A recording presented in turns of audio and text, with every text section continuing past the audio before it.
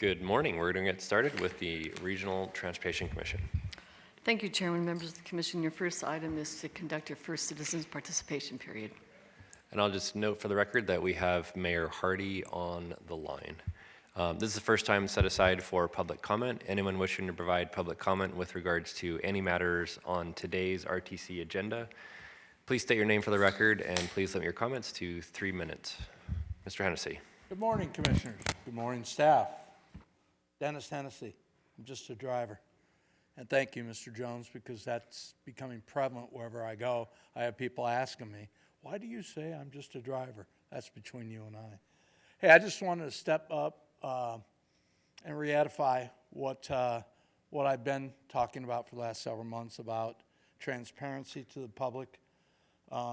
In your report, MJ, I asked the last couple months that we also include for the whatever month you're reviewing, which I think it's February this month, that we include liquidated damages so that the public can know what kind of job the contractor's doing. Let's be transparent to the public.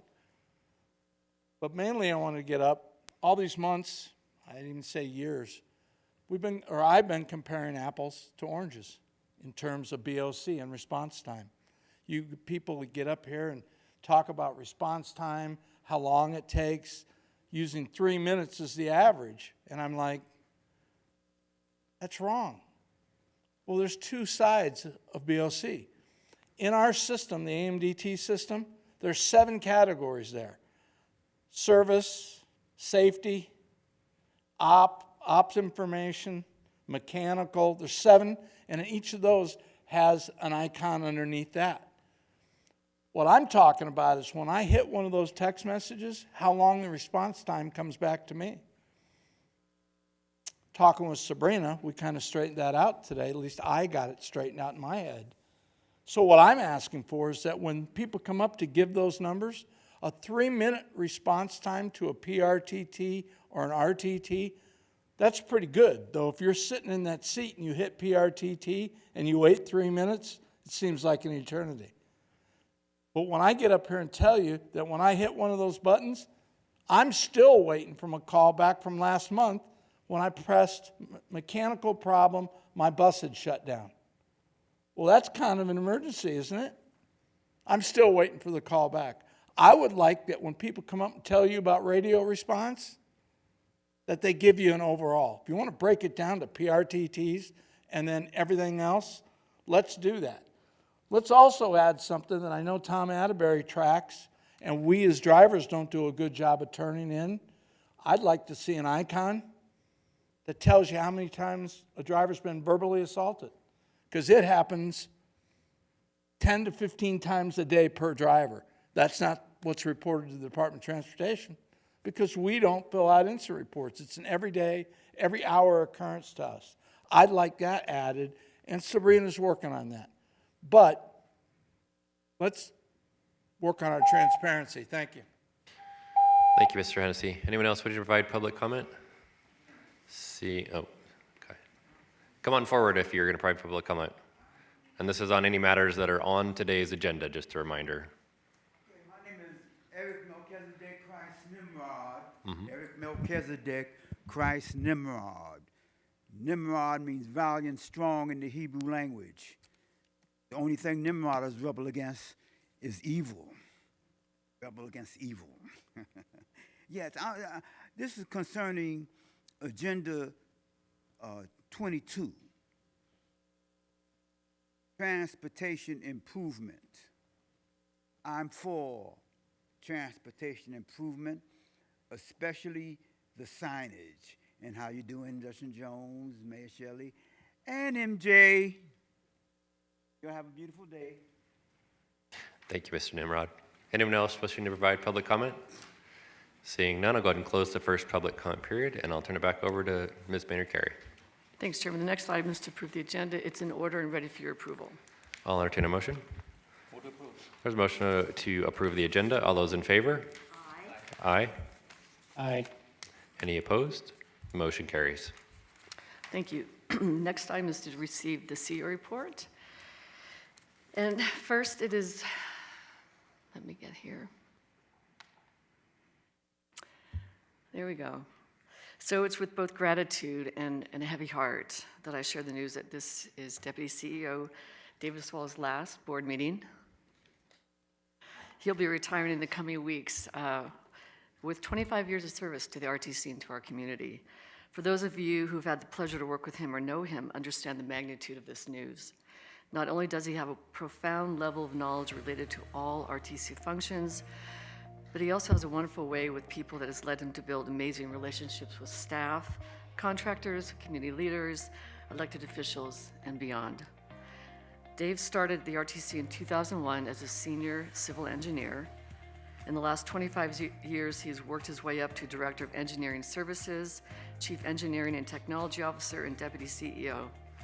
As Deputy CEO, he oversees the Metropolitan Planning Organization, Streets and Highways, capital projects, fast information technology, facilities, and transit amenities.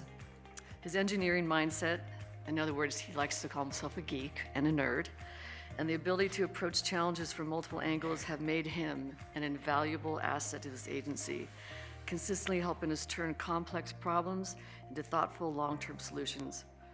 Projects can largely, we can attribute to David's hard work a lot of the projects he's been involved with, to include all of our current transit centers, bus rapid transit lines on Las Vegas Boulevard North and Sahara, Flamingo Corridor improvements, bike share, I-11, and Maryland Parkway.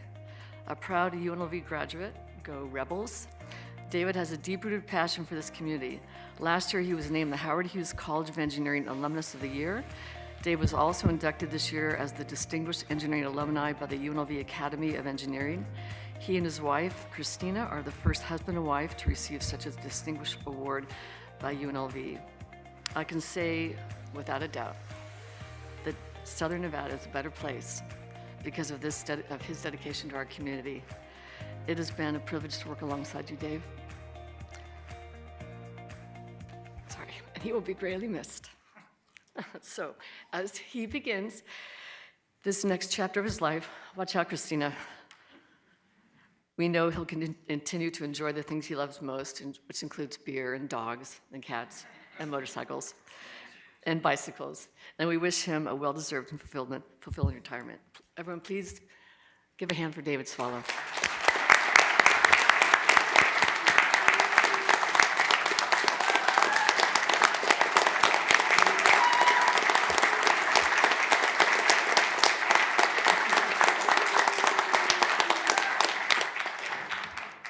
Dave, a few words? Excuse me, David, we're not done. Oh.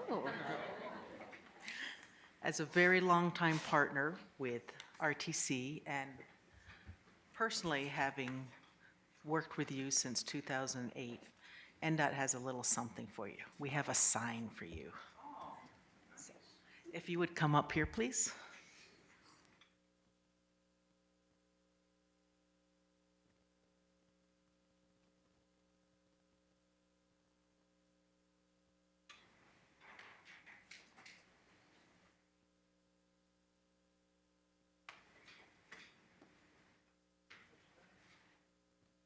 Gets across the house.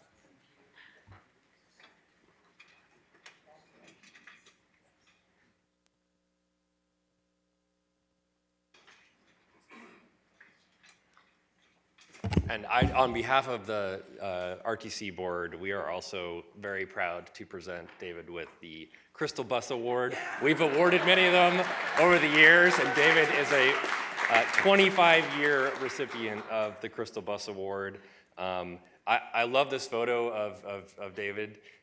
This is a man who, sometimes you see those official photos and you're like, who's that person? This is somebody who loves multimodal transportation. He rides every version of multimodal transportation, and his smile is something that has just been electrifying for 25 years now. So I'm going to present you with the Crystal Bus Award and then turn it over to Tracy for her presentation. Excellent, thank you.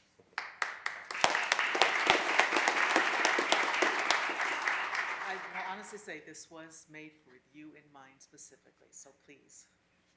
The reveal. The reveal. It's all about the reveal. Right side up. Shirt's right side up, mine too. Oh, look at that.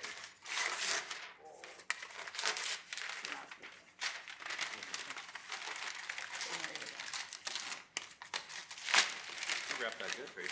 I like the safety packaging here. Huh?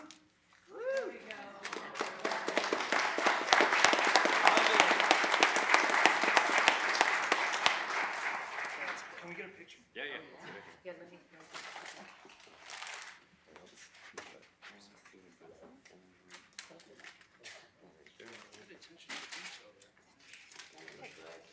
We gotta take care. Right?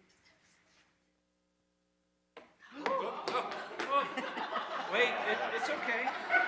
The worst faux pas Chair can do. It is shock-proof. Throw the crystal bus. This is how sturdy our buses are. Right. Main north of it.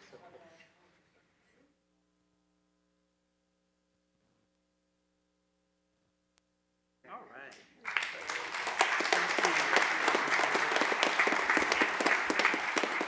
Say it up here. Okay, I'll just do it up here real quick. I'm kind of a nerd, so I don't have a lot of words. Staff didn't laugh at that. That's funny. Anyway, thank you so much. Thanks, MJ. You've been an outstanding leader, and I appreciate your mentorship. Dr. Fred, you, outstanding mentor and a friend, and of course, my lovely wife, Christina. Love of my life, my best friend. Looking forward to being able to spend more time with her, with our dogs, with our cats, on motorcycles, on bikes. Please keep an eye out for everybody out there. You know, I might be on one of those. So, again, thank you. I couldn't say enough about what a wonderful team the RTC has been for what we do in the community. I think we're outstanding. I have other words, but I don't want to say it on the mic.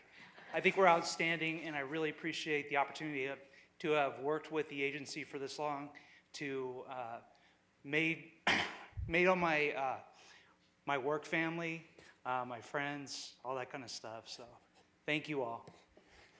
And thank you.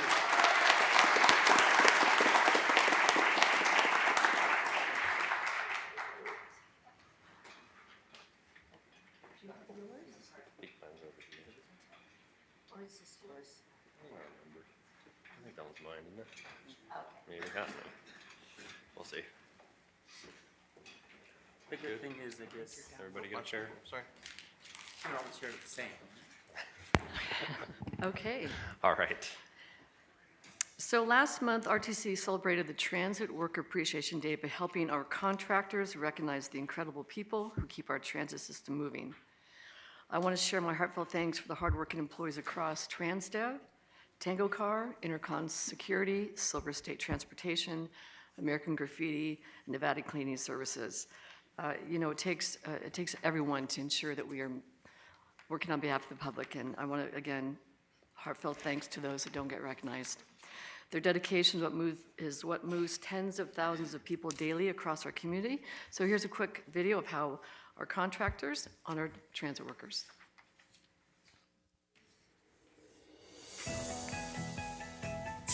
Thank you, transit workers, for taking me to work every day. Thank you.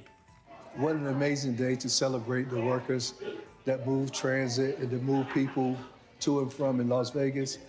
It's my pleasure to celebrate all of the operators, all of the supervisors, all of the mechanics, everybody that make RTC move in this region. I just want to take this time to say thank you, and thank you. Thank you, transit workers. We appreciate you so much. All your hard effort is very appreciated. Hi, it's Jennifer from Intercon. Just want to say a big thank you to all of the officers for all the hard work and dedication they put forth every single day. Thank you, transit workers, for getting me to school. I'm Lou Ferry, the General Manager of Paratransit here in Las Vegas. Just want to take this opportunity to thank all the transit staff from the RTC and TransDev, from the operators to the technicians, to everyone between. We appreciate you. Again, many thanks to all the transit workers. Thank you.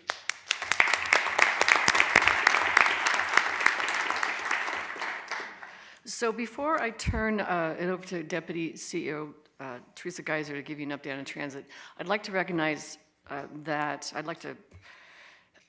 we, RTC, and I take responsibility as the CEO of the RTC. We've had some issues with our paratransit service, and we have failed many of our paratransit customers, and we have to own that. We have had a large-scale transition, a software transition that has proved to be more problematic than we anticipated, and there's no excuse. And I'm sorry that we've put our customers in that situation as well as you, board. You put your trust in us to make the right decisions. We will get through this, but I do want to acknowledge that there have been some failures on our part. While a lot of folks, we move almost 5,000 trips every single day. Even one trip that we miss is not good because it's such a vulnerable population. So I just want to say that we are deeply sorry to our customers for those that have been impacted by the software transition, and we owe you an apology, board, for your support because you entrust us to do the right thing. So we are diligently working every single day to improve the service. Just want to let you know that. So I'll turn it over to Teresa. Thank you, MJ. Good morning, Chairman and members of the board. Teresa Gazer, Deputy CEO for the record. As we do every month, I'd like to provide the monthly update on transit ridership and operations. This month, we will be reporting on February 2026. As a reminder, we report data 2 months behind due to the data validation process. In February, our on-demand saw a 10% decrease in ridership. The Deuce on the Strip recognized a 7% increase, and residential service ridership decreased by 2% from this time last year. The on-demand ridership decline in February over this time last year can be attributed to ongoing staffing challenges and vehicle availability, which limited the number of trips we were able to provide on this service. We are actively working with the contractor on evaluating adjustments to this service to align with service levels. As we've been reporting over the last several months, ridership for residential fixed route transit service once again recognized a 2% decline in ridership year over year. This can be attributed to continuing construction on Maryland Parkway, Charleston, Boulder Highway, Lake Mead, and Flamingo, which continues to impact our services.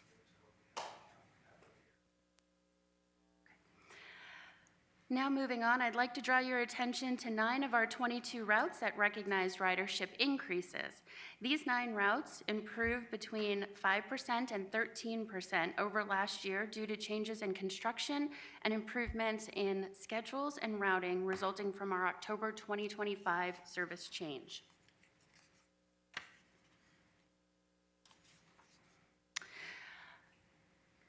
As you can see, scheduled service increased 1% since this time last year, and missed service in February of 2026 was fractionally higher than February of 2025. During the month of February, our vehicle requirements are in alignment with the number of vehicles available in the fleet. The reduction in VGK home games during the 2026 Winter Olympics created some relief, allowing the contractor's maintenance team to focus on our vehicle summer readiness campaign. The next item I'd like to talk about is our public comments that we heard in the previous meeting. Can't hear you. Thank you. Following up on comments over the last 2 months, 19 buses have been transferred from the Sunset Maintenance Facility to our Integrated Bus Management Facility. This brings the average age of buses at both yards to 5 years. I do want to make a note that the RTC receives delivery of the new Maryland Parkway hydrogen fleet buses. These will be exclusively operated out of the Sunset Yard due to their hydrogen fueling needs. We have recently heard from ADA riders regarding bus kneeling, bus ramp deployment, and customer service when using our fixed route transit system. All vehicles in the RTC's fleet are ADA compliant and equipped with wheelchair securements, kneeling capabilities, and ramp access. While functionality is consistent across the fleet, deployment methods vary slightly by vehicle model. Some of the newer models include enhanced features, which are an automatic kneeling and ramp deployment feature. All vehicles, with the exception of our double-deckers, have wheelchair ramp and kneeling at both front and rear doors. The double-deckers only have it at the front doors. All vehicles have the ability to manually deploy the ramp. Buses in the RTC's fixed fleet can typically accommodate up to 3 wheelchair positions for loading. RTC will be installing labels within our buses to help our operators quickly identify the vehicle type, ramp deployments, and kneeling functionality. Additionally, all operators receive comprehensive ADA training conducted both in classroom and reinforced behind the wheel. Our fixed route contractor will implement a reminder campaign on ADA requirements and reinforcing the proper ways to communicate and secure our passengers. Thank you.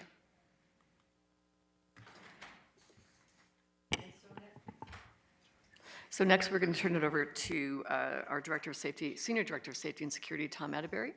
Thank you, MJ.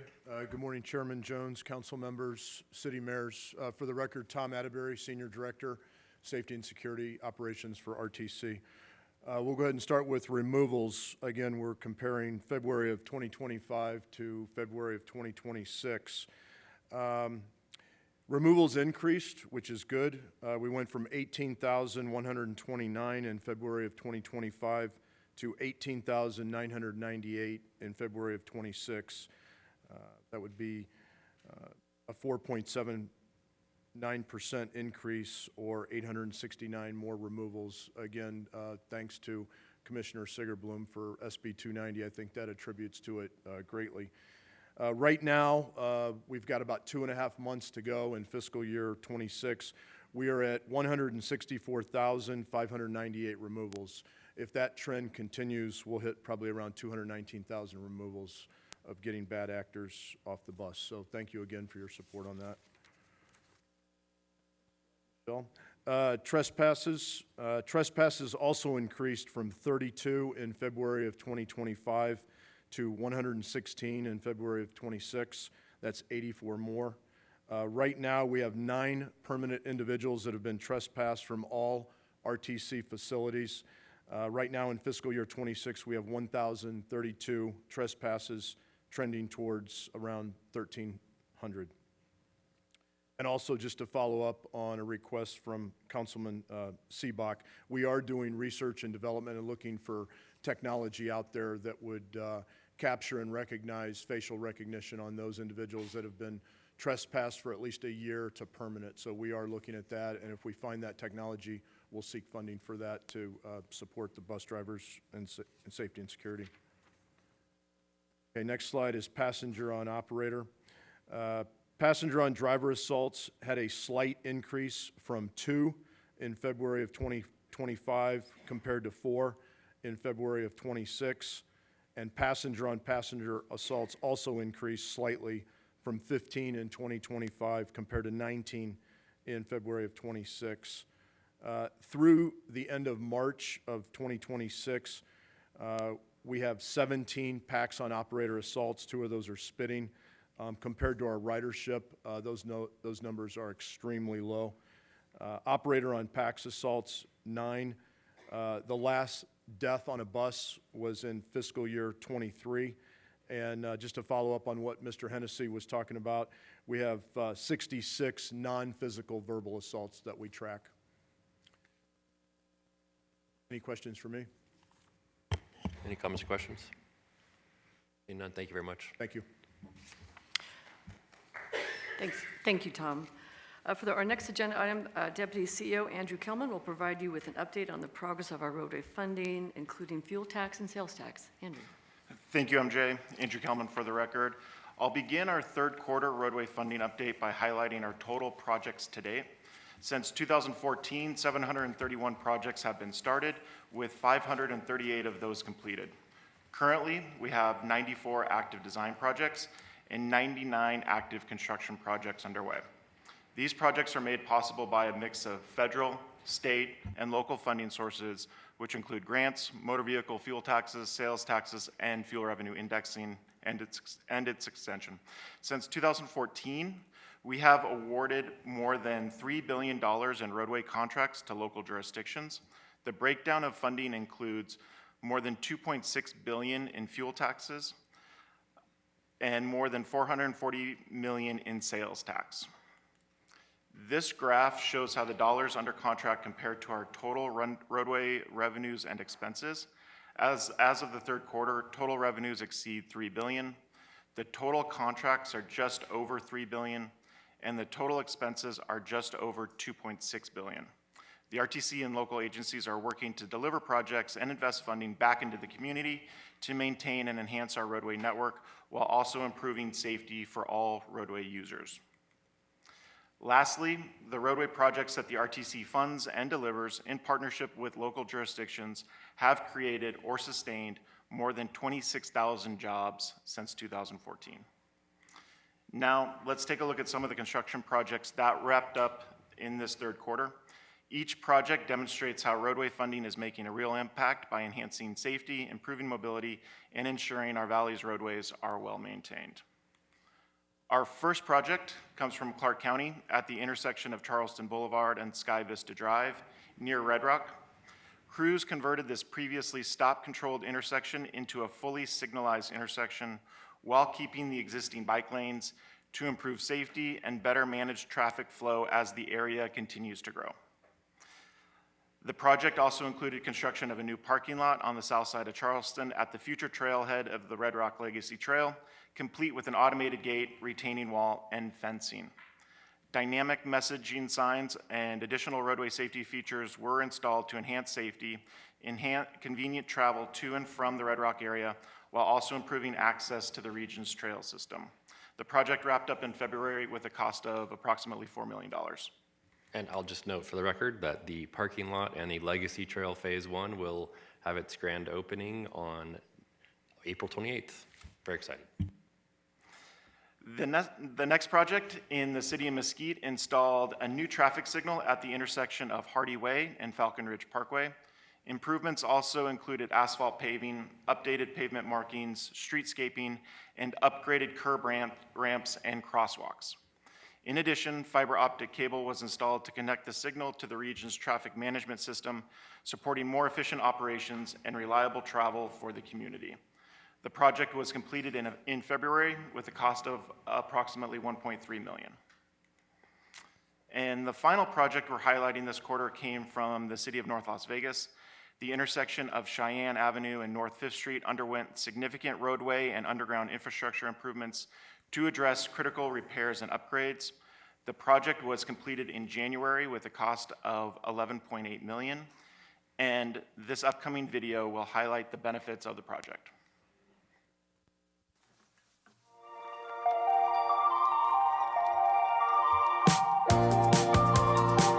I'm North Las Vegas Councilwoman Ruth Garcia Anderson, and I represent Ward 2. My name is Lawrence Martinez. I'm a construction project manager for the City of North Las Vegas Public Works Department. We are at the intersection on 5th and Cheyenne in the City of North Las Vegas. This intersection is what we consider a very high traffic area. As you can see, we have a lot of businesses around here. The scope of work for the project was we have a bridge just south of here on North 5th that has 3 lanes. So the original North 5th only had 2 lanes, northbound and southbound. We added a lane each. We also added in additional turn lanes onto Cheyenne from North 5th, along with dedicated turn pockets. Well, that's going to certainly help reduce the wait time for drivers. So now they're going to be able to, get to work quicker, and it's just going to help the flow overall so that everybody can travel safely. We did new asphalt along North 5th in certain sections and lanes. We also did mills, 1-inch mill and fill along a lot of the pavement. Because of the pavement age, it needed to be rehabilitated. With that, we upgraded some of the landscaping on the side of our golf course and built a retaining wall. Partnering with our utilities department and fixing the aging infrastructure, it helped limit our impact to the public and any shutdowns. I think the most notable is that we now have 3 lanes south of Cheyenne on North 5th. It's improved the flow of traffic. Being that there's a big industrial area north of Cheyenne, now one of those lanes can be almost dedicated to just heavy truck traffic. This way it limits the impact on citizens. I'm actually very, very excited about this. We have safer sidewalks, and then we actually have ADA ramps as well that have been included, and we have crossing buttons on all 4 corners for ADA pedestrians. The existing pedestrian buttons were outdated, so we updated it with a new controller that also has a voice in it for any of our blind impaired citizens. My name is Amber Rideout. My title is Assistant Superintendent over Transportation, and I'm employed by the Clark County School District. The bus yard that benefited most from this project is our Cheyenne bus yard off of Brooks Road. With the addition lanes and the flow, it has allowed our drivers to be more timely as they're servicing their routes and to get back and forth into the yard safer. Anytime the roads are in the best conditions, that's going to create less wear and tear on our buses, making it easier for our mechanics to do just regular maintenance and less preventative maintenance. This really was a priority for our community. It was a priority for me as a representative of this area. Also, I want to thank RTC for their partnership and their collaboration. We couldn't have done this without their help. And so now with these improvements, we are ensuring that the community is safe, as public safety is really our top priority. And that concludes our review of recently completed roadway projects. There were no construction projects completed this past quarter in the City of Las Vegas, the City of Henderson, or Boulder City. I also want to provide a quick update on the new Capital Improvement Program, or CIP. The RTC is currently working with your local public works and planning teams to develop an update to the CIP. As a reminder, the CIP is a 10-year fiscally constrained plan, which is updated annually and brought to the board each June for approval. This allows the plan to take effect at the start of the next fiscal year on July 1st. The update for next year will include projects through the year 2036, and it will also incorporate new revenue from the extension of fuel revenue indexing that was approved in November. And that concludes the roadway funding update. If there are no questions, I'll turn it back to MJ. Any comments or questions?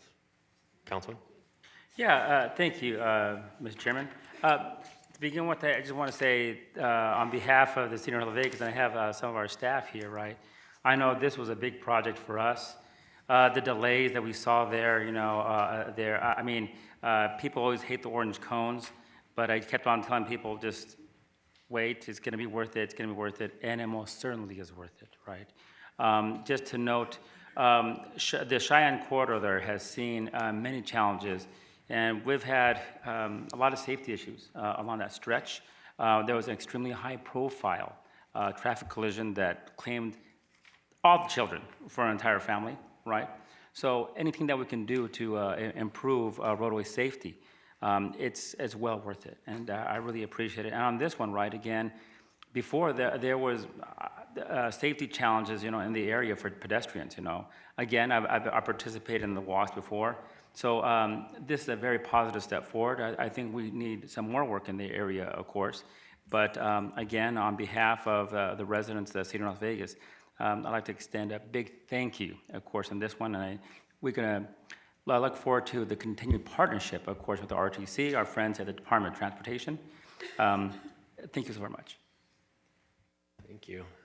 Seeing no other comments or questions, I'll turn back over Thanks, to Ms. Chairman. Maynard Carey. Well, that concludes the CA report. The next agenda item is to receive the Nevada Department of Transportation Director's Report from Director Tracy Larkin-Thomason.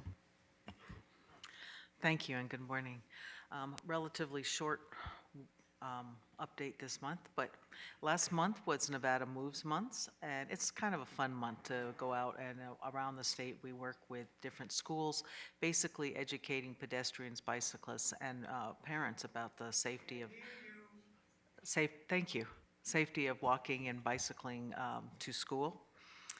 And so we coordinated with several agencies around the state, and here in Southern Nevada, we participated in the Clark County School District Safe Routes to School event on Wednesday, March 25th at the Steve Cozine Elementary Schools. And again, we encourage families to also plan their own Nevada Moves activities while we're at it. So, and then next, just very quickly, we are wrapping up our I-11 Flamingo retaining wall and sound wall reconstruction projects. This started last May, the beginning in 2025. The MSE walls in this area were built back in 1985, and we did need to go back in and update and get the structural integrity back intact. We also added some additional sound walls in the area and replacement of other existing ones, both northbound and southbound. And that concludes my Thank you, Director. Any comments or questions? Seeing none. Ms. Thanks, Minner-Terry. Chairman. The next item on the agenda is to approve the consent agenda, which consists of items 5 through 27, can take it in one motion. I'll entertain a motion. There's a motion to approve the consent agenda. All those in favor? Aye. Mayor Hardy, do you want to vote? Seeing none. Any opposed? Motion carries. Aye. No, there you go. Just under the wire, you got it in. Thanks, Chairman. The next item, Agenda 28, is to receive information about changes to transit and paratransit fares and provide approval to move forward with a Title VI fare equity analysis. Our Chief Financial Officer, Sherwin Gutierrez, will present that to you. Yes. Good morning, Chairman Jones and members of the board. Sherwin John Gutierrez for the record. And today I will be presenting recommendations for a fare adjustment and policy update. In the next few slides, we'll cover Fare Service Working Group and the results of our peer review. In September 2025, staff convened a Fare and Service Working Group to discuss fare structure and pricing adjustments for transit and paratransit service. The working group included 19 community and industry stakeholders representing nonprofit, paratransit-related agencies, small business interests that rely on transit for workforce access and customer traffic, environmental organizations, union leaderships, key ridership demographics, including students, seniors, and hospitality workers. Our goals and objectives for the working group were to inform, engage, and recommend potential fare adjustments and service considerations. The Fare and Service Working Group made specific recommendations regarding fare adjustments that had not been made since 2010. As part of the Fare and Service Working Group, RTC hired a consultant to conduct a peer review of 5 other transit agencies that are similar to the RTC in transit mode, service area, population, and passenger trips. These agencies are AC Transit in California, King County Metro in Washington, SORTA in Ohio, TriMet in Oregon, and UTA in Utah. The next few slides will cover the key findings from the peer review. RTC has slightly higher fare revenue per boarding than peers at $1.12 compared to the peer average of $1.04. RTC's subsidy per boarding is significantly lower than peer average and is the lowest out of the peer agency at $2.89. The average subsidy per boarding is $9.52. The higher the subsidy per boarding, the larger the alternative funding sources required to maintain transit service. RTC's fare-back recovery ratio is 27.94%, which is significantly higher than the 11.84% average from our peers. The RTC's fare revenue covers the highest proportion of operating costs amongst peers. The peer average for boarding per revenue hour is 20.87. The RTC is significantly higher than average and is the highest out of the peer agencies at 34.46 boarding per revenue hour. The average operating cost per passenger is 10.56 among our peers. RTC is well below this average and is the lowest amongst the peer agency at $4.01. As part of the information shared with the Fare and Service Working Group, the consultant also provided information on peer agency transit fares. The table represents RTC's current residential and strip fares as compared to the 5 peer agencies. Currently, RTC has the lowest residential fare for single ride, 24-hour pass, and monthly pass. The consultant also provided information on peer agency paratransit. This table represents RTC's current paratransit fares as compared to the 5 peer agencies, with the lowest single ride at $1.75 with King County Metro, and the highest with SORTA at $4.40. The FTA, or Federal Transit Administration, requires that all transit agencies adhere to federal regulation for providing transportation services for individuals with disabilities, which states ADA paratransit service must be provided within 3/4 of a mile outside the regular transit service. The per-trip fare cannot be greater than 2 times the single ride full fare. Currently, RTC charges 1.5 times the full fare single ride. Based on the input received, the next few slides will cover the recommended fare adjustments. As part of our peer review, we found that RTC Transit offers more pass types than its peer agencies. As a result, we recommend eliminating the least utilized passes, the 2-hour and 15-day residential pass, as well as the 2-hour and 3-day passes on the Strip service. Additionally, the 30-day pass will be adjusted to a 31-day pass.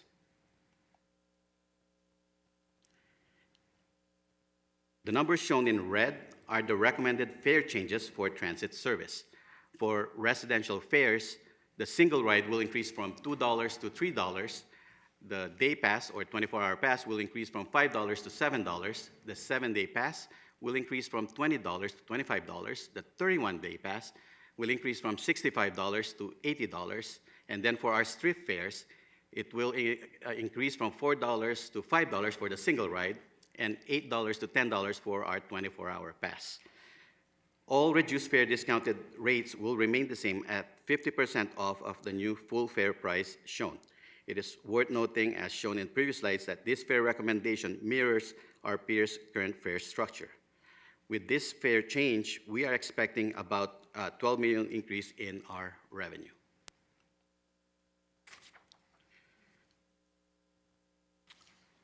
The recommended new fare type for paratransits are single ride fare and 46 monthly pass, 46 ride monthly pass. The 4-ride coupon book, the 10-ride coupon booklet, and the 22-ride monthly pass are underutilized and will be discontinued. By offering a single ride and a monthly pass, we will align ourselves with the current industry practice. The numbers shown in red are the recommended fare changes for paratransit service. The single ride will increase from $3 to $4, and then the 46-ride monthly pass will increase from $80 to $90. Staff is estimating a fiscal impact with these changes at $619,793. Alongside the proposed fare adjustment, our review found that many transit agencies incorporate periodic fare increase into their policies. Accordingly, the following updates to the RTC fare policy are recommended. Fare adjustments would be evaluated every 2 years. Any potential fare increase will be dependent on market research or peer review and/or in accordance with our consumer price index for the Western region. The fare increase will be dependent on RTC board approval prior to implementation, and anytime we do a fare increase, a Title VI fare equity analysis is required and would be before any implementation. To move forward with these fare adjustments, several key steps must be completed. With the board approval, staff will proceed with the next steps, which include conducting a Title VI fare equity analysis to evaluate whether the proposed fare changes would create a disparate impacts for minority populations or disproportionate burdens for low-income population. And we will also gather input through a public engagement process. Upon completion of the Title VI fare equity analysis, the final report will be presented to the board as early as August 2026 board meeting for approval. Upon board approval, a new fare structure may be implemented. RTC plans to implement the new fares in January of 2027. This concludes the proposed fare adjustment and policy update presentation. We welcome any questions or any feedback. Thank you. Comments or questions? Councilman? Yeah, thank you very much. Again, you know, one of the primary functions of a board like this is to oversee, and of course, the fiduciary responsibility of this board, overseeing something. Again, I kind of expanded on that during the previous board meeting, but when it comes to RTC, my family really depended upon public transportation. And I remember the bad old days of Las Vegas Transit, not to speak ill of them, but I will, because it was awful, right? They didn't go anywhere, and buses hardly ran in my neighborhood, right?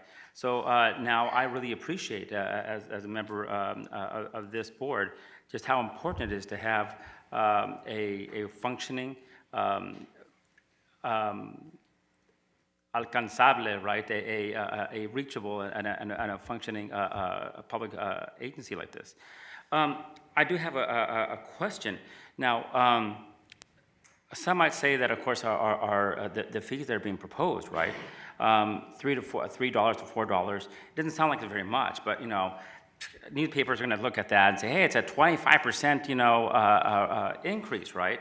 The perception, of course, matters. I'm wondering, is part of our analysis also going to include a possible impact, an anticipated impact on ridership? You know, will these fees that we're raising, and again, I know there's still some while to go with this, are we anticipating a loss in ridership over these fees? Thank you for the question, Vice Chair. So in the past, when we've done our fare increase way back 2009 and 2010, which was about 15, 16 years ago, when we implemented those fare increases, we saw a slight decline in our ridership. Okay, well, and again, you know, and I realize that the reason why we've stretched out many of these processes, they're very unprecedented. Still, we haven't 100% recovered from, you know, the 2020 implosion and disaster, right? So I do understand that, and thank you. So if we just keep, you know, the ridership, and of course, you know, the more people that we ride with this, the better. So if that's going to be part of the analysis, I would really, really appreciate that. Thank you. Thank you very much. Councilman. Can you go back a couple slides to the peer review of the operating cost per passenger? So I'm just trying to understand this slide once you pull it up.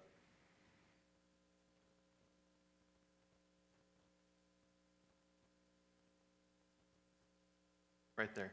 So just so I understand, explain this a little bit. So as I see it, if you're saying, if that's the cost per passenger, so realistically, if we charged, and I know we're not, $4 per passenger, we would be solvent?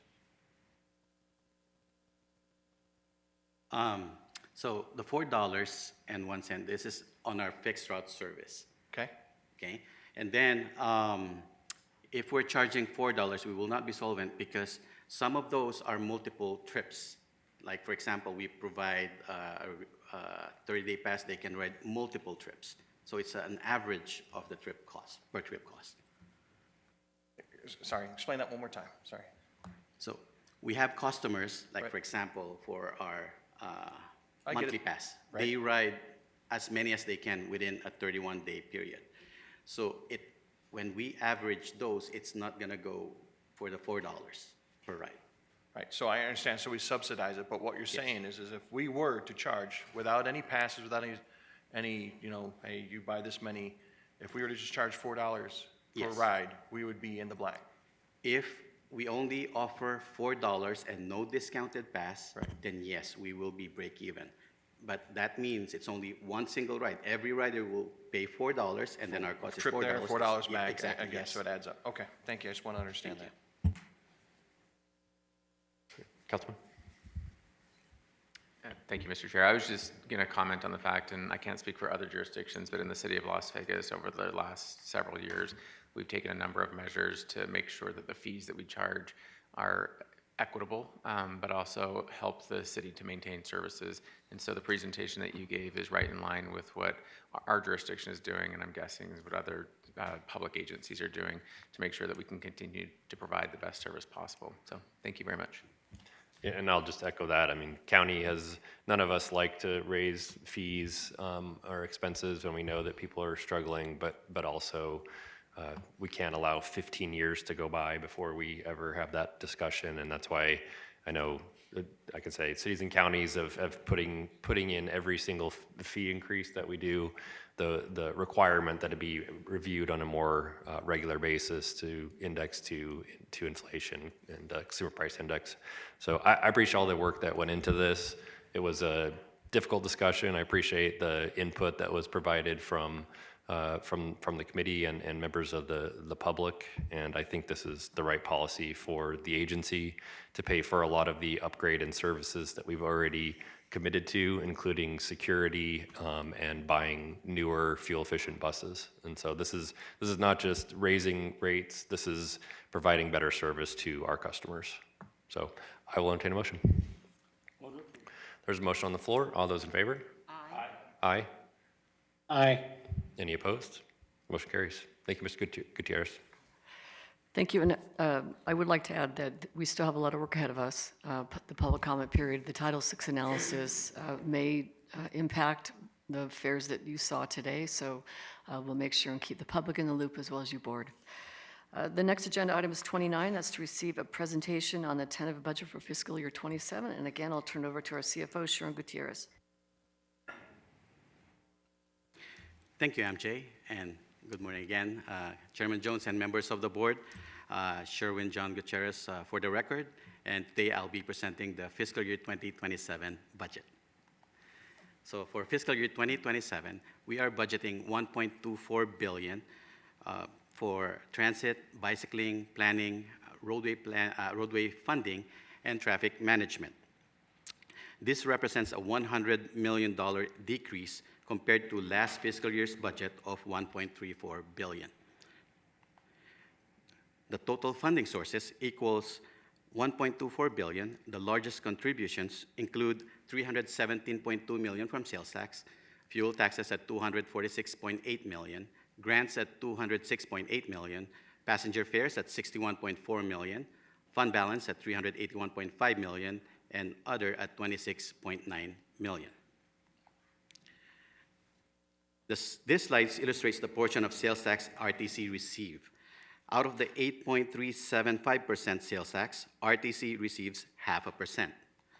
Of that 0.5% sales tax that RTC receives, 3/8 goes to RTC Transit and 1/8 goes to roadways. The sales and use tax revenue is projected at $316 million and budgeting $317 million for fiscal year 2027. This is a modest 0.5% increase for fiscal year 2027.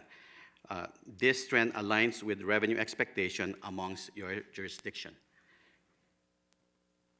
For fiscal year 2027, 1/8 of the sales tax dedicated to roadways is expected to generate $79.3 million.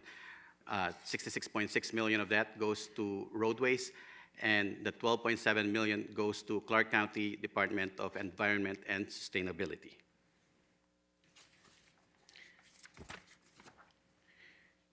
Due to a decline in fuel gallons sold of about 3% fiscal year to date through December 2025, we are projecting $69.4 million for MVFT, or motor vehicle fuel tax, for fiscal year 2026, and budgeting $68.7 million for 2027. A similar trend applies for FRI-1, or fuel revenue indexing, with $84.7 million projected for 26 and $83.8 million budgeted for fiscal year 2027. The good news is FRI-2 continues to show growth from an $87.9 million projection for 26 to a 27 budget of $94.3 million. This is driven by the FRI extension increase of 4.7% for fiscal year 27. The next 10-year FRI extension will take effect July 1st of 2027. And thank you, board, for your leadership and support for extending this FRI, 10-year FRI. Roadway funding totals $690.3 million, including $246.8 for fuel taxes, sales tax at $66.6 million, grants at $44 million, fund balance at $332.6 million, and other at $0.3 million. The $332.6 million fund balance represents the remaining bond proceeds and grant reimbursements. The total transit funding sources for 27 amounts to $538.1 million. $237.9 comes from sales tax, $149.2 from grants, passenger fares at $61.4 million, our Medicaid reimbursement from the state at $15.5 million, advertising revenue at $5.2 million, fund balance at $42.9 million, and other at $26 million. The The 42.9 million fund balance represents the remaining stimulus funds from the federal government. Budgeting the same level of service, general market fare revenue is projected at 45.2 million for 26, and with the same amount budgeted for fiscal year 27. Strip corridor fare revenue is also projected at 11.6 million for 26, with similar revenue budgeted for 27. These numbers do not include the proposed fare increases as previously presented. Now we'll look at the RTC's funding uses. The RTC's total funding uses for 27 amounts to 1.24 billion, which equals our total funding sources. This includes capital outlay at 645.8 million, contracted services at 410.7 million, debt service at 116 million, and salaries and benefits at 68.1 million. The capital outlay for 27, out of that 645.8 million, roadways is 521.8, which is distributed amongst the member jurisdictions. 122 million for transit, 2 million for administration, and additional details on the roadway and transit capital budgets will be provided in the next few slides.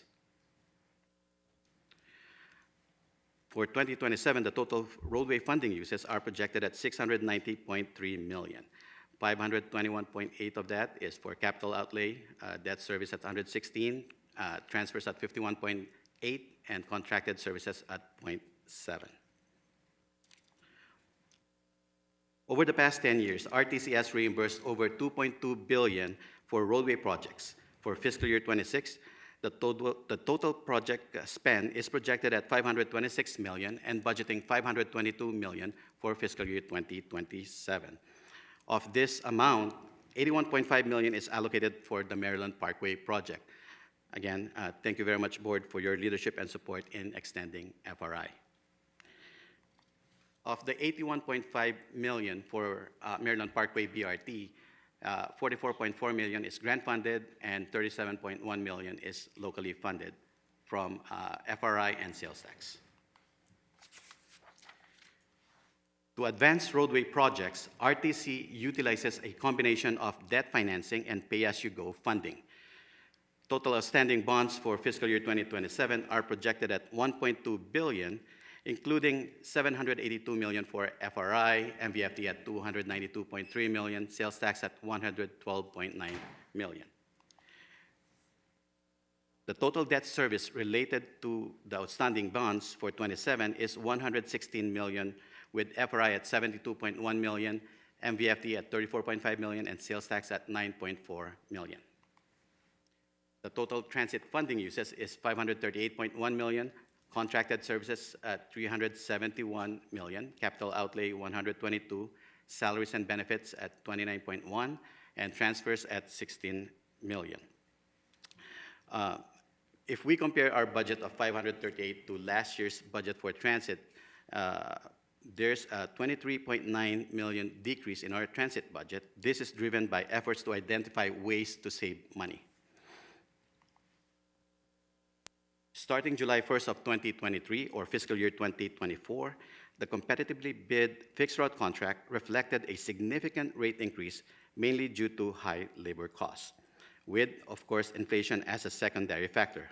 We have seen increases in wages from our contractors, operators, and mechanics, which contributed to the higher bids. For fiscal year 2026, we are projecting 175.5 million and budgeting 186 million for fiscal year 2027, with the increase mainly reflecting contractual rate increases. This budget assumes the same level of service hours as we did in fiscal year 2026. Like the fixed route contract, the new competitively bid fixed paratransit contract has led to rate increases starting fiscal year 2025. We are projecting 97 million for fiscal year 2026 and budgeting 101 million for fiscal year 2027. This cost increase is contractually required under the existing agreement.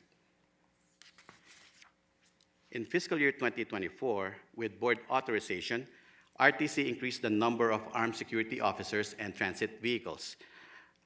This allows us to provide a safe transit system for our passengers and operators. Additionally, RTC awarded the new competitively bid contract during that time. For fiscal year 2026, we are projecting $24.2 million and budgeting $25.2 million for fiscal year 27. This cost increase is also contractually required under the existing agreement. The transit net fuel cost is projected at $9.7 million for 26 and budgeting $10.8 million for fiscal year 2027. The total transit capital budget is $122 million, including $99.5 million, which will be grant funded, and the local portion of $22.5 million. Out of that $122 million, 85.3 is for fleet replacement, $14.3 million for facilities upgrades, $12.8 million for bus shelter and safety enhancement, $5.2 million for technology upgrades and safety and security improvements at $4.4 million.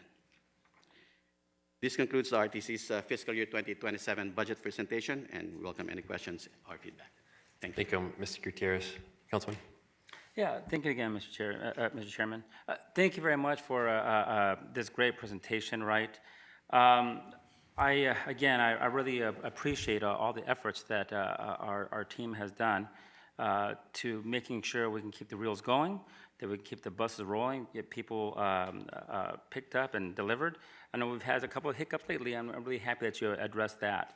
But again, our board is charged with stewardship, of these funds. I couldn't help but notice that because it was reminded when we had the roadway funding progress report, right? Again, just how important it is to make sure that we make these investments in the municipalities for increased enhancing safety and mobility. It's really important. We saw that, and of course, these are measures that can actually save lives. But I couldn't help but notice that in the budget for 2027, there's a $25 million shift from the Highway Improvement Fund to the Public Transit Fund, right? And so I asked myself, because it's been brought up to me, should we be using that money that was intended for roadway improvements to actually using that to fund public transit? I'm wondering, is it actually inclined? Is it in line, I guess, it's supported by state statute? Is it in line with legislative intent? The question I have, is it legal for us to do so?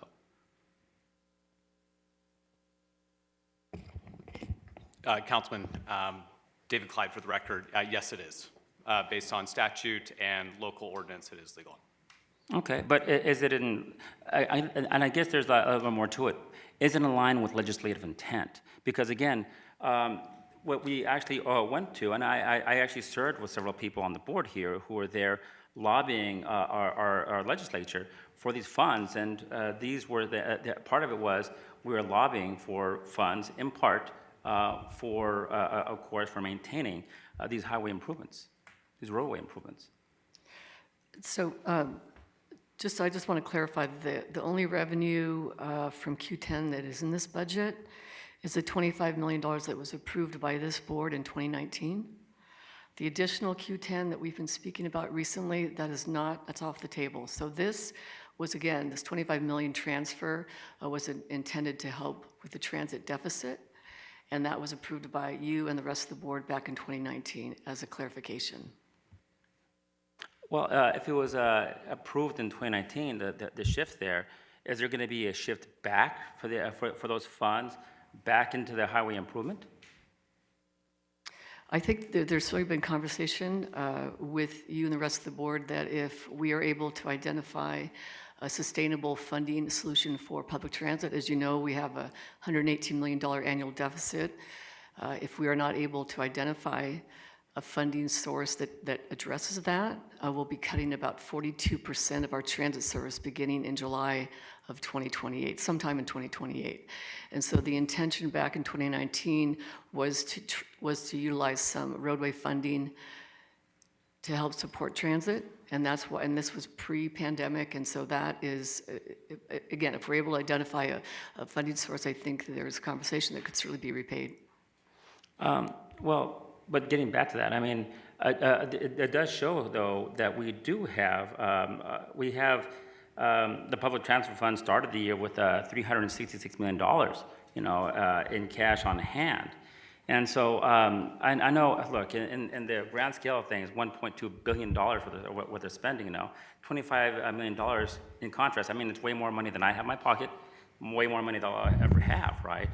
But it seems like if we have this pretty healthy fund that we could spend down on and not actually go after these funds that enhance public safety and mobility, I'm wondering myself, why aren't we spending down any of that? I mean, that's like 9 months worth of operating capital. So, and that's a great question. The money that's that is in our transit fund right now, that is going to stand up the transit service for the next 2 years. That money will be depleted, completely gone within the next 24 months if we're not able to address the funding issue. And so to balance the budget, we'll have to cut transit service in order to address the deficit of $118 million. So the money that you're referencing is money that is in there to support transit for the next 2 years while we figure out how to solve the transit funding issue. Okay, well, it's one thing to identify issues. I always try to find solutions. I really appreciated actually serving with none other than our former governor Sisolak when I was with the Las Vegas Valley Water Authority, right? And the one thing that I really appreciated from him is he had this acumen when actually he was looking at expenditures, right? Probably because I think he's a CPA, right? So I can't match that. I'm just a simple high school teacher, right? Simple driver, simple high school teacher. But I couldn't help but notice here, when we're looking for public transit on page 15 of 27, it showed an interest income in fiscal year of $21.5 million.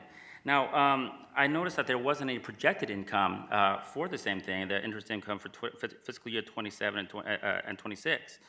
I know we can actually be conservative, but it looks like we're actually underestimating a cash balance for that public transit fund by $20 million in fiscal year 26 and another $15 to $20 million in 27. If we actually accounted for that, couldn't we actually take this income that's being earned there and actually use it so we don't have to deplete any more of these highway funds? Great question, Councilman. So what we do when we do our budgeting and what we've seen so far pertain to interest income, right? Every year is different. There were times during my tenure with the RTC that we had negative interest income. So as we budget conservatively, because we don't know what the interest will be over the next few years. And then once we receive those actual, those are reflected in our numbers, and we update our forecasts and our funding over the next few years. So that's the reason why we don't include it. So what you're telling me is actually a year from now, I won't even be on board here by this time next year, right? But I think the future board members could revisit this question, and maybe a year from now we have updated projections that show that we will have, something $20 to $21 million. Couldn't that be used, of course, to make sure that we bolster this fund so it doesn't go down? Council, we serve at the pleasure of our board. If the board would like to change the 25 million at a future date, again, it was approved by the board in 2019. So it would be up to the board to undo that if that's what you'd like. I also would offer, we are very transparent in how we spend our money, where the money is, what it's used for. We just spent time with the City of Las Vegas, their finance team, to go over our numbers just so they had a clear understanding. And I would extend that same offer to your team, to your city manager and your finance folks to meet with us so you can see exactly how money is spent. I'm really proud of the work that our finance team does. They're very accountable, very constrained, and they do a great job. So we're here, again, open to answer any question you may have, and would love to meet with your staff if they have further questions. But if you'd like to address the $25 million that's proposed in the budget today, you can certainly do something at next month's board meeting, but this is, again, a board decision. Okay, thank you very much. And I guess we have some staff members here. Please make sure to make that note because, me, I kind of forget things, from here I'll be going to CCSD, then several stops on the way. So we'll have to make that note to definitely speak to the team. I don't have any further questions. I think I've taken enough time. I agree. I'll entertain a motion. Move to approve. All in favor? Aye. Aye. Any opposed? Motion carries. Thanks, Chairman. The next item 30 is to receive your approval to move the board meeting next month from the second Thursday in May to the third Thursday. I'll entertain a motion. Move to approve. Motion on the floor. All in favor? Aye. Aye. Any opposed? Motion carries. And the next item is to receive information from our legal counsel. As there are no items to discuss this month, we'll move to our last citizens participation period. This is the second time set aside for public comment. Anyone wishing to provide public comment with regards to any matters before the Regional Transportation Commission, please step forward with the microphone. Please state your name and please limit your comments to 3 minutes.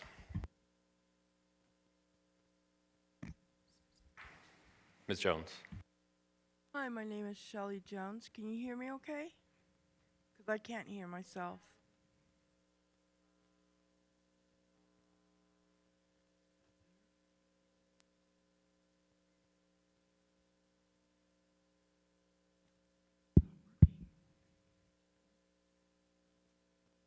Hi, my name is Shelley Jones.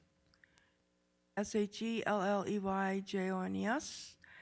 And I had no clue that I was going to be held hostage yesterday going from the library whose restrooms were flooded. And for the dispatcher to tell the driver that I couldn't relieve myself if I stepped off the bus, my bus would be canceled? You need to change that policy. Because I'm going to tell you first thing. My dad's best friend passed away from uremic poisoning. I am not going to have uremic poisoning because I doubt very seriously that you would pay for the funeral cost. I'm really angry about this. So you need to do something. If I can't leave the facility, the bus to use the facility, nor should the dispatch people be allowed to use the facility until their shift is over. And I'm sure you know what that means. And how do I know this information about the uremic poisoning? Maybe it's because I'm a retired nurse, and this is stuff that I have to know when I work in a hospital? Shame on you people. You need to revise that policy. There's a lot of people who do not like the system. There's a ton of drivers who do not like the new system. And this needs to be changed, period. There's no excuse for it. How dare you stand up there and say, thank you for your comments. No, you need to work at changing things to make things right. Be part of the solution, not part of the problem. The drivers are great. They have very professional attitudes that I have come across. And I like all the programs. Thank you. Have a good day. Thank you, Ms. Jones. My name's George, and I was going to go a different route, but one of the best drivers in the paratransit is here today, and I'm not going to point them out. It's not a he or a she. I'm not going to tell you that. But they need to be training all your drivers to be as good as they are. There's 3 drivers that are like elite, and they are part of one of them. So they know who they are because they're that amazing of a driver. Now, that being said, the other thing I wanted to talk about, and the lady over there brought it up earlier, is the fixed routes not knowing about, they have to learn about where they can get on, the paratransit people can get on the bus. If they don't know this as a driver, you guys have a problem on how you've trained your drivers. When I go to get on a bus, you guys put down the ramp, and 50% of the drivers do not lower the bus for me. No matter how many times I've yelled at them, screamed them, they tell me it's not their job. Is it not their job? Am I wrong for answering this? Or are you guys hiring people that don't deserve jobs? You got, I don't want to throw you under the bus, Isaac. I'm sorry for that, but I didn't mean to call you Sleepy Isaac. I was just thinking about that. It just hit my brain, sorry. Anyways, other than that, she was talking about, oh, well, they're learning how to, where the disabled, how to get people on. How do they not know this? Isn't this what they're supposed to be trained on how to do it? Why they should be, oh, well, they don't know how to get people on the bus properly. We're having to train people how the disabled people get on the bus. How is this not something that you guys are not training your people? This is a big, big problem that you have this equipment that has all these abilities, and I can't get 50% of the people driving to lower the bus. You put the ramp down, and then you put the air out of it, and then it goes down. They tell me, no, we can't do that. How can you not do that? The bus doesn't allow you. It kneels for no reason for everybody else, but not you. This is the people that you guys are hiring, and you're thinking you're hiring great drivers, and they have the worst attitudes, and half of them don't even want to do the things that your buses do. Why have the ability if you're going to hire people that are not going to use it? So that disabled people, yeah, I'm sorry, I'm a big boy, and my wheelchair is longer than the ramp, so when I go up the ramp, my middle wheel spins, keeps spinning, and they look at me, and they could just easily kneel the ramp, and they don't. That's neither here nor there. Thank you, Mr. Burrows.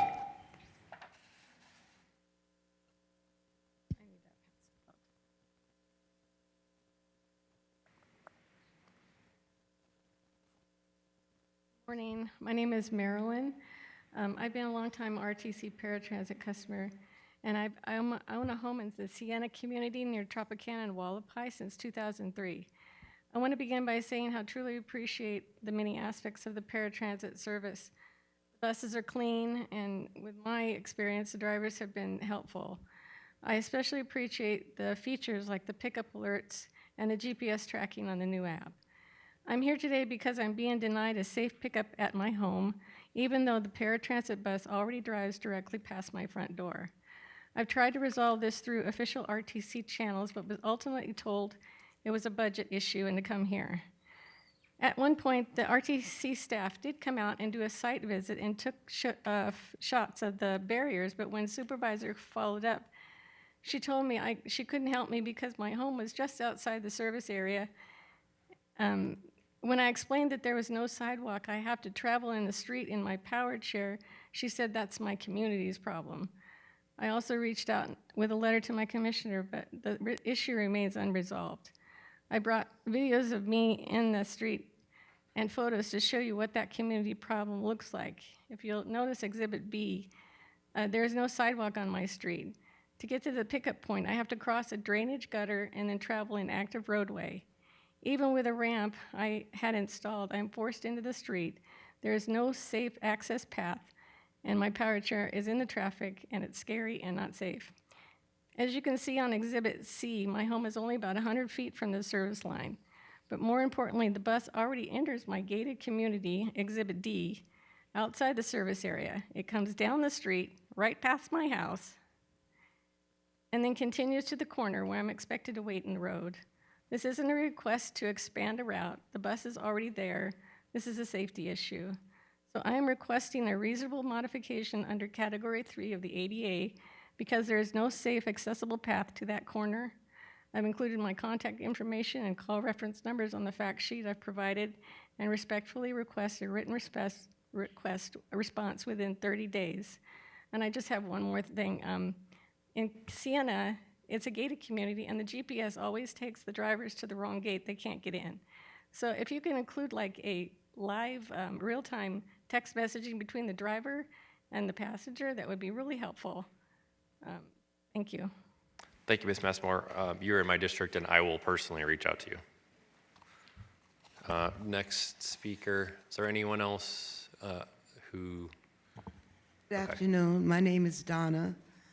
I'm a consumer of the paratransit system, which is an excellent system. I've been using it for almost 20 years. Having said that, I'm here today as a resident of Las Vegas to bring a critical infrastructure failure to your attention.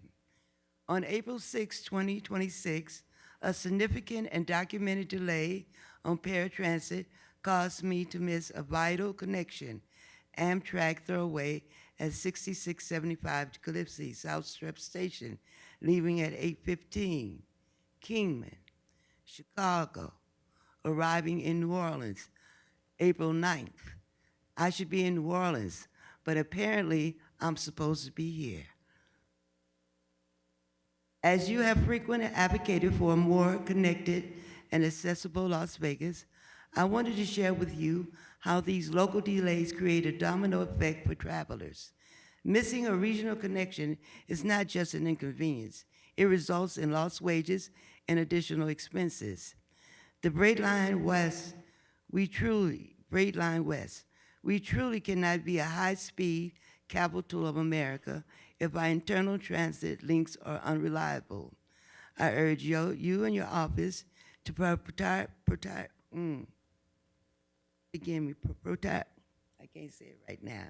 the reliability of our current bus connector so they can match the world-class vision of our future rail projects.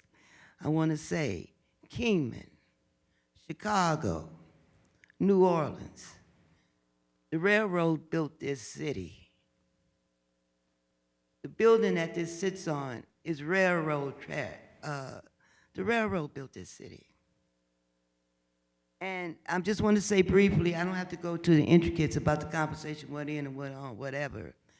But my bus was scheduled to leave from the South Street City. The bus came at 7:30. I had someone put my luggage on the bus. The driver said, "How you gonna get it off?" I said, "Well, I'll worry about it when I get there, but I'm trying to catch a train." She said, "Well, I can't assist you." I said, "Okay, my things on that bus, I'm not taking them off. You call the police or whoever you got to call, because I got to catch a train." So, to make a story short, because I've talked to the general person over paratransit, we had a conversation outside the door. She couldn't assist me at the train station, at the bus station, but she took my luggage off the bus. Thank you. Anyone else needs accommodations with a portable microphone? If not, then we'll go to our first speaker up front.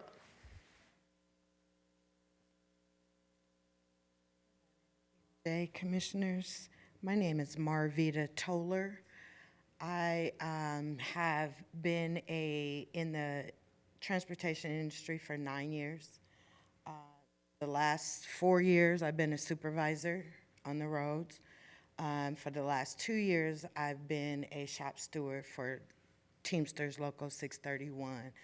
And I just wanted to come here today to say the last year has been one of the worst years of the Teamsters history. Our hours have been cut. They were cut to part-time, no holiday pay. But I wanted to recognize TransDev in filling that need and hiring our labor relations manager. And I feel this synergy changing. I don't want to dwell in the past because it's in the past, but I feel like now we're able to get to the important pieces that the drivers talk about with the disconnect and BOC. So we are working closely with the company to go ahead and try to right those wrongs as well. Thank you. Thank you. Next speaker. Good morning. My name's Kathleen Kumar. I'm a BOC dispatcher. I know we hear all these stories about BOC, but when I do go to work, I actually work the 11 to 7:30 a.m. shift. But I used to be a driver, and I know what the drivers need. And it's not easy, like I said, answering those calls, because I swear to God, if you guys go in there, doesn't matter what shifts, go in there and sit and see the calls that we get.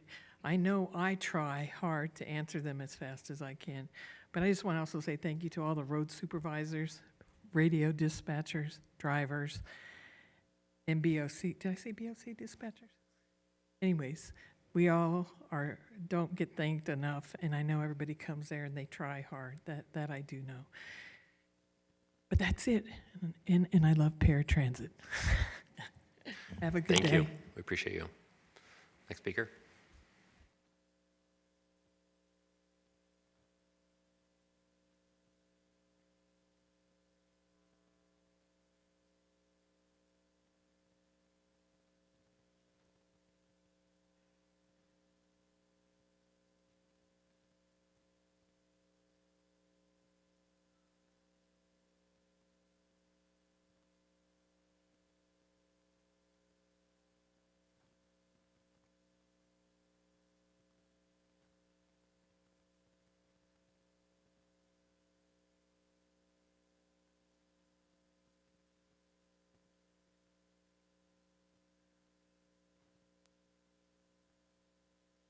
Good morning. Nice to see everyone. Noah Astor, NOA, ASTOR. The packets in front of you reflect a small piece of the quagmire we face.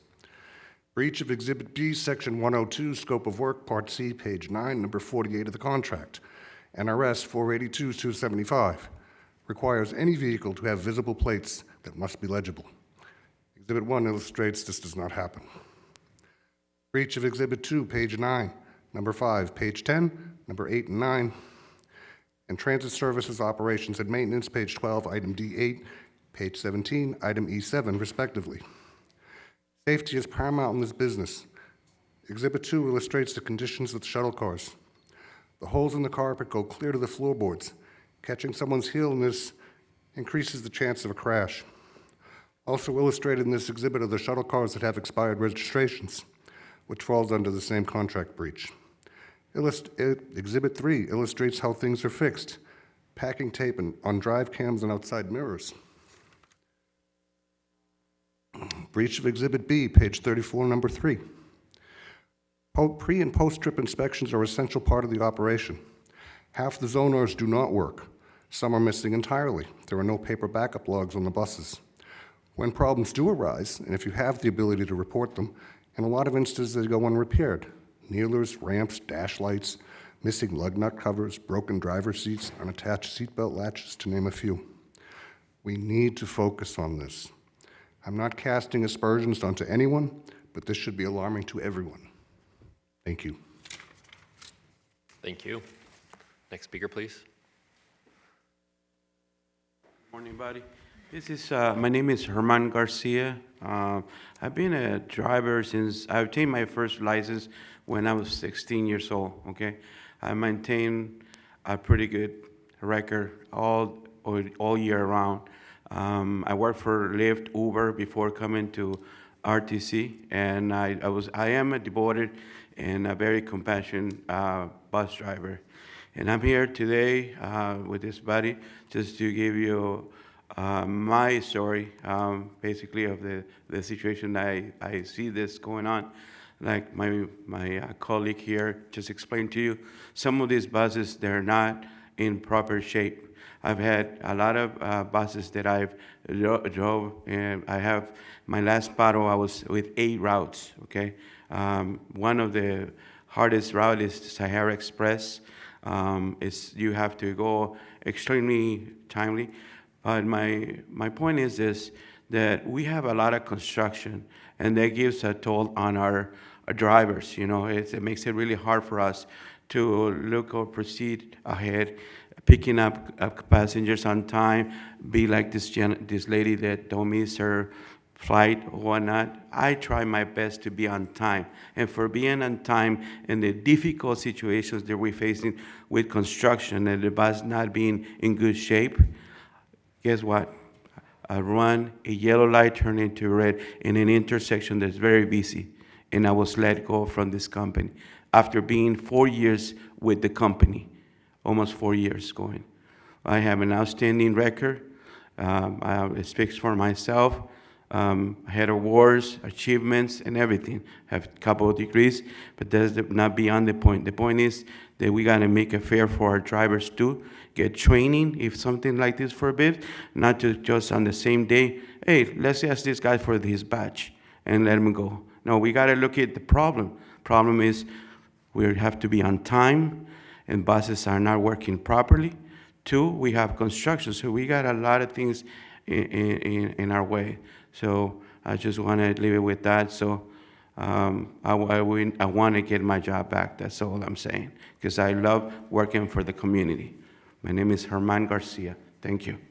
Thank you, Mr. Garcia. Next speaker.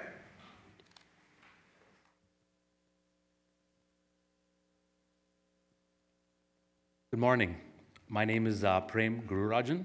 I'm a co-founder and CEO of RideCo, the new dynamic technology platform and app for the paratransit service. First, I want to speak directly to the riders who have been impacted over the past few weeks with the transition. We are sorry. We know many of you rely on this service every day for medical appointments, for work, and essential trips, and the delays, misconnections, and confusion many of you have experienced with the transition are not acceptable. We understand how frustrating and disruptive this has been. Your transit experience during the early part of this transition did not meet your expectations, and it did not meet ours.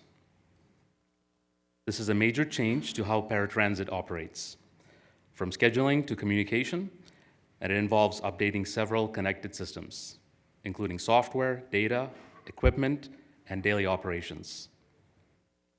While the new system is designed to improve reliability and give you better real-time information about your rides, we recognize that parts of the transition created real challenges for some people.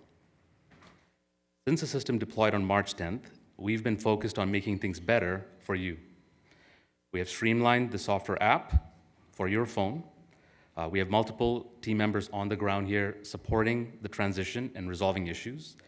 We've made updates to simplify communications, improve ride status messages, and reduce confusion around vehicle arrivals and departures. The app is not mandatory for passengers to book trips, as they still have the option to call the customer care team or use the MyRide RTC Para website. We have been working with the operations partners to ensure all parts of the transition are improving. We continue to see service improve week by week with better reliability and ease of use. A meaningful segment of riders are experiencing shorter and better onboard travel times.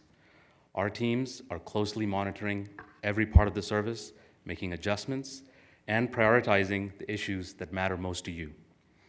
We know that trust is earned through consistent, reliable service, and we are committed to earning that trust. Our goal is simple, that every time you book a ride, you can count on getting where you need to go safely, comfortably, and on time. Thank you for your patience and for continuing to share your feedback with us. Thank you, and I hope by our next meeting, they're all resolved. We are committed to that. Thank you. Next speaker.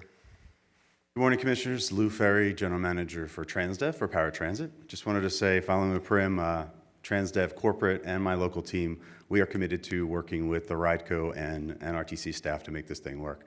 Our employees are dedicated parts of the community here that care immensely for our customers. So we will strive to continue to provide safe, efficiently, and courteous transportation to our customers. So thank you. Next speaker. Morning, Katrina Heineking, SVP of TransDev. First, thank you for the opportunity to just report out again on the BOC response times. Just to give you a scope, so we answered 393 priority calls for the month and about 7,200 regular push-to-talk. So that's nearly 7,600 calls for March. I'm happy to report that we exceeded the priority time, 1 minute and 1 second. The goal is 2. And for the regular request-to-talk time, we averaged 3 minutes, and that's the goal. So happy to report some progress there.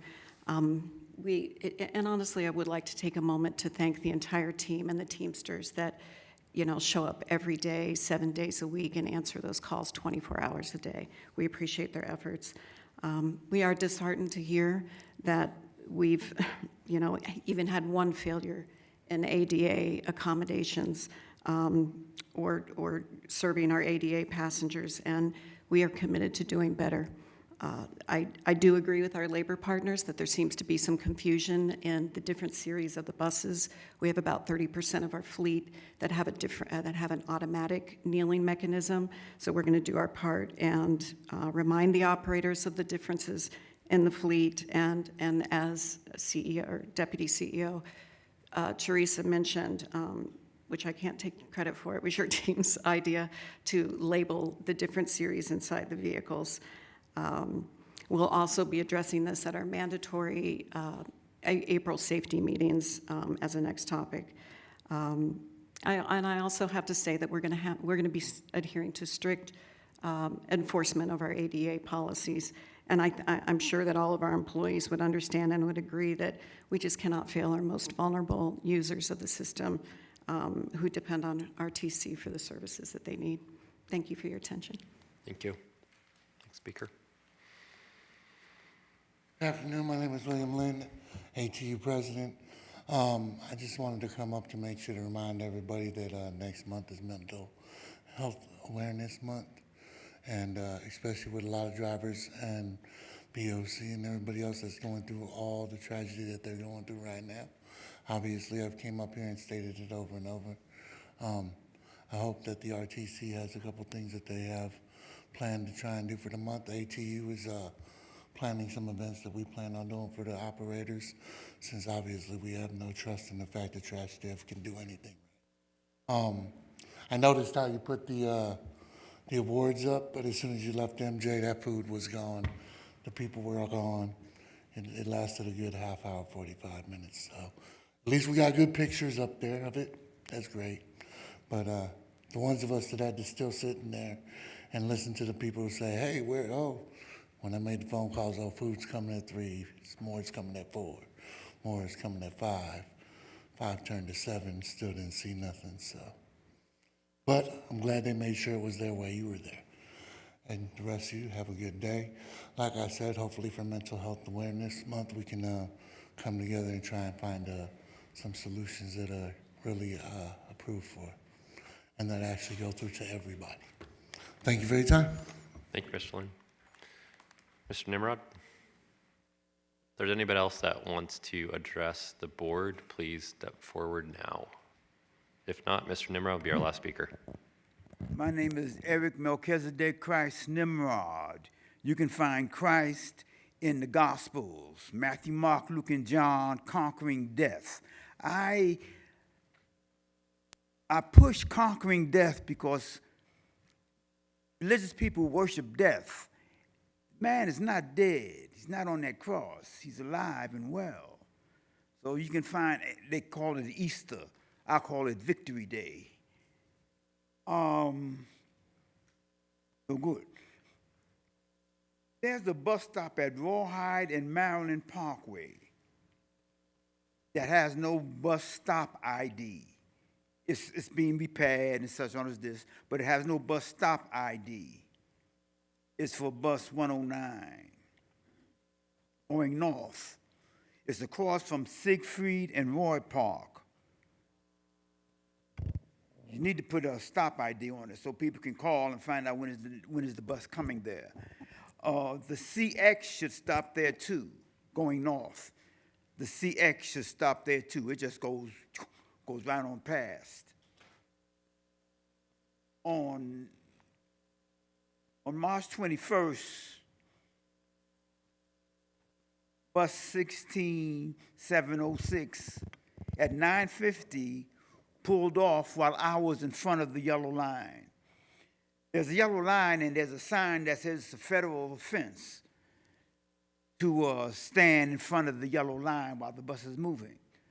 Well, the bus moves while I'm in front of the yellow line. And I tell the bus drivers, because a lot of them do this, I say, wait a minute, honey, wait. I said, well, let me get to my seat.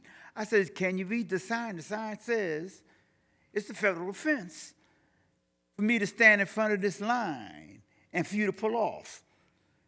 And they don't seem to want to do that. They want to get on the bus. You get on the bus, and or maybe they want to do that with me. Maybe they want to put my life in jeopardy by pulling off while I'm still in front of the yellow line, and that should be stopped.